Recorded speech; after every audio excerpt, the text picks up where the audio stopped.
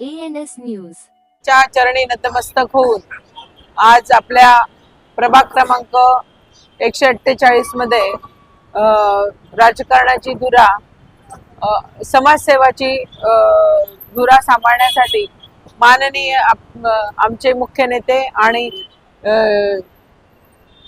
महाराष्ट्र राज्याचे उपमुख्यमंत्री एकनाथजी शिंदे साहेब यांच्या आशीर्वादाने माजी खासदार शिवसेना उपनेते माननीय राहुलजी शेवाळे साहेब, कामिनी मैनी यांच्या मार्गदर्शनाखाली 148 वार्ड क्रमांक येथे कामाची मी कुलस्वामिनीला नतमस्तक होऊन माननीय शिवसेना मुख्य नेते एकनाथजी शिंदे साहेब जे महाराष्ट्र राज्याचे आता उपमुख्यमंत्री आहेत त्यांच्या आशीर्वादाने आणि आमचे खासदार राहुलजी शेवाळे साहेब जे शिवसेना उपनेते आहे आमच्या कामिनी वहिनी यांच्या मार्गदर्शनाखाली शिवसेना प्रभाग क्रमांक 148 मध्ये मी कामाला सुरुवात केली आहे त्यांच्या आदेशानुसार। आणि मी वॉर्ड क्रमांक 147 मध्ये 2017 ते 2022 पर्यंत नगरसेवक म्हणून काम केलं। त्यानंतर पण निवडणुका झाल्या नाही आणि म्हणून 2026 पर्यंत मी काम जनतेसाठी करत होती, जनतेच्या सेवेसाठी काम करत होती। कारण नगरसेवक म्हणजे हा नगराचा सेवक आहे। आणि मी नुसत्या लादी गटारी आणि पायवाटा वगैरे हे काम न करता मी 147 मध्ये इंग्रजी माध्यमाच्या शाळा केल्या, ज्या आशिष तलावाजवळ एक आहे, एक अजीजबागला आहे। तशा संपूर्ण मुंबईत 24 शाळा या CBSEच्या झाल्या, ICSEच्या झाल्या। तसेच आपल्याकडे जी अयोध्यानगरची शाळा आहे ती बैठी शाळा होती, तर ती शाळा आपण 4 माळ्याची बिल्डिंग बांधून तिथे पण आपण जवळजवळ 1000-1500 विद्यार्थी आता तिथे शिक्षण घेत आहे। तसेच मी 5 गार्डन इथे बनवले ज्येष्ठ नागरिकांसाठी, तरुण मुलांसाठी, ओपन जिम पासून सगळं काम केलं। परत नाल्याचा प्रश्न होता, 2010 पासून इस्लामपूर नाल्याचं काम थांबलं होतं, ते काम मी केलं। माडा वसाहतीतला नाला जो MMRDचा होता तर तो मी त्यांच्याकडे पैसे नाही म्हटल्यानंतर मी तो महानगरपालिकेकडे ट्रान्सफर करून घेतला, ते काम मी करून दिलं। वन टाइम रिपेअरिंगचं काम केलं। महानगरपालिकेच्या इमारतींचं मी निवडून आल्यानंतर लोकांना आश्वासन दिलं होतं, मी जर निवडून आली तर तुमच्या घरांची रिपेअरिंग करून देणार। आणि महानगरपालिकेच्या ज्या 34 इमारती होते त्यांचं मी वन टाइम रिपेअरिंगचं काम करून दिलं। परत पुन्हा मी निवडून आल्यावर अशा 5-6 कमिटमेंट होत्या की अयोध्यानगरला मागच्या नगरसेवकांनी शाळेचं आरक्षण केलं होतं, पण तिथल्या लोकांनी काळी फीत लावून आंदोलन केलं होतं, पण तरी ते काही झालं नाही। ते मी नगरसेवक झाल्या ते शाळेचं आरक्षण रद्द करून तिथे त्या अयोध्यानगरच्या लोकांसाठी मी तसंच मैदान ठेवलं। प्रसूतिगृहाचा विषय होता की ते 1992 साली शिवाजीनगर येथील बेलपर शाळेच्या समोर प्रसूतिगृहाचं आरक्षण होतं, परंतु तिथे काही कारणास्तव त्यांनी ते कॅन्सल करून गार्डन केलं होतं। परंतु मी निवडून आल्यावर परत ते प्रसूतिगृहाचं आरक्षण केलं की जेणेकरून प्रभाग क्रमांक 146, 147, 148, 155 या 4 प्रभागात कुठेही मॅटर्निटी होम नाही। आणि आमच्या सगळ्या महिला म्हणजे जवळजवळ इथे 3 लाख पॉप्युलेशन आहे, त्यापैकी 1.5 लाख समजा 50% महिला पकडल्या तर 1.5 लाख महिलांना त्याचा उपयोग होणार। जन्माला आलेल्या मुलीपासून वयोवृद्ध म्हातारीपर्यंत आपल्याला गायनेकॉलॉजिस्टची गरज पडते। तसेच इथे मी गोपीनाथ मुंडे मैदानामध्ये क्रीडा संकुलचा प्रस्ताव तयार केला। त्याच्याच बाजूला जे आरक्षण होतं मार्केटचं आणि शाळेचं, पण तो SRA कडे प्लॉट होता जिथे पार्किंग आहे MMRD वसाहतमध्ये, तर तो मी पार्किंगचा प्लॉट हस्तांतरित केला।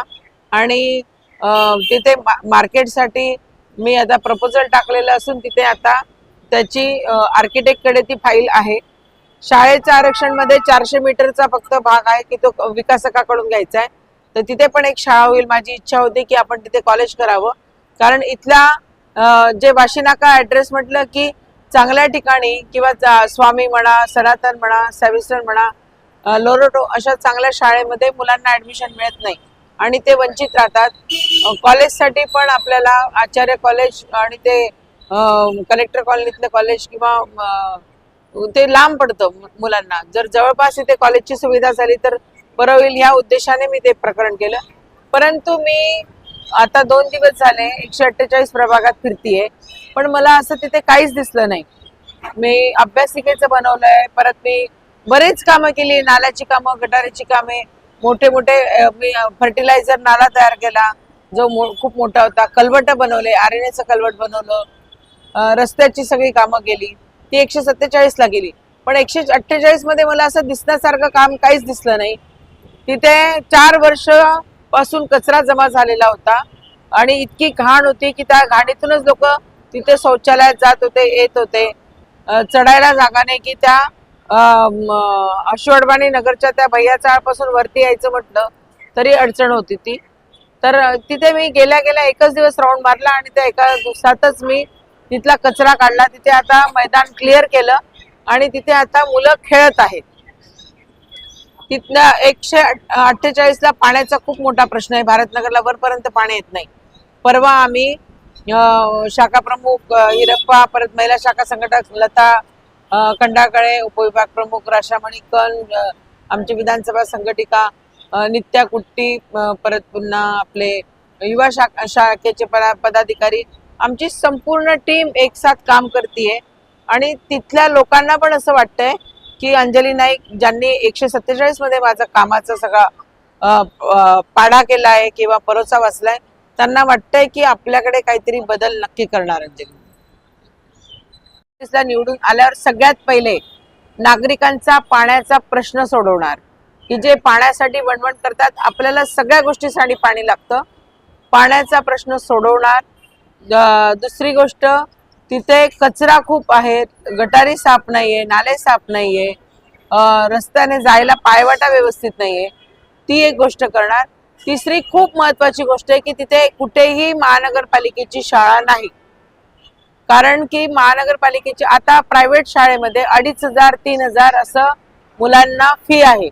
आपण सगळे लोक हातावर कमवणारे लोक आहेत, गरीब आहेत. जर एखाद्या म्हणजे पेरेंट्सला जर 2 किंवा 3 मुलं असतील आणि 10,000 रुपये कमवत असेल तर तो पगार सगळा त्याचा मुलांच्या शिक्षणात जाणार.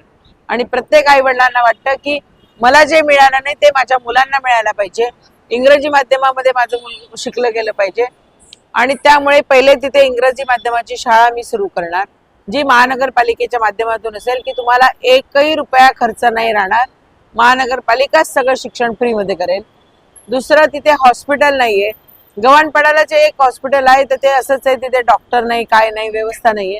तर आपण तिथेही एक चांगले डॉक्टर्सची पॅनल आणूया आणि प्रसूतिगृह आणि तिथे एक हॉस्पिटल बनवूया. एक मार्केट, जे प्लॉटला खूप गर्दी असते आणि सगळं रस्त्यावर मार्केट आहे, तर त्याला आपण काहीतरी नियोजन करूया. ज्याप्रमाणे मी 147 ला मार्केटच्या आरक्षणमध्ये जे बाहेर रस्त्यावरचे जे लोक बसलेत, तर ते सगळे लोक आम्ही तिकडे मार्केट जाहीर झालं की शिफ्ट करणार होतो. त्याचप्रमाणे इथेही काहीतरी नियोजन करून आम्ही त्या सगळ्या लोकांना आम्ही त्या मार्केटमध्ये शिफ्ट करू, जेणेकरून उद्या काही आग लागली किंवा कुठली दुर्घटना घडली तर तिथे ॲम्ब्युलन्स लगेच पोहोचली पाहिजे. आगीचा अग्निशामक ची गाडी लवकर पोहोचली पाहिजे, की जेणेकरून कुठली जीवितहानी व्हायला नको, लोकांचं नुकसान व्हायला नको. अशा प्रकारे पहिल्या टप्प्यात कामं करू. आमच्या चॅनलच्या माध्यमातून तुम्ही मतदार राजाला काय आवाहन करणार? मी मतदार राजाला एवढंच आवाहन करणार की आता मतदार राजा खूप सुज्ञ झाला आहे, सुशिक्षित आहे, त्यांना त्यांचं भविष्य कळतंय. तर आपण ज्या पद्धतीने इथे धर्माचं म्हणा किंवा अंधश्रद्धेचं म्हणा असं वेगवेगळं राजकारण करून लोकांनी तुम्हाला इमोशनल ब्लॅकमेल केलंय, तर तुम्ही त्या याच्या पोटी जाऊ नका, की सांत्वनाच्या पोटी जाऊ नका. प्रॅक्टिकल जगा. तुमचं भविष्य तुमच्या हातात आहे.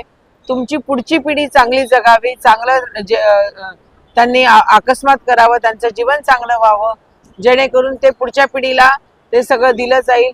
आणि मतदार राजाने आपलं भविष्य बघावं, कोणाच्याही आहारी जाऊ नये, एवढं मी सांगणार. आणि तुम्हाला जे योग्य वाटतं त्या प्रकारचा तुम्ही नगरसेवक नक्की निवडा, ही मी आशा करते.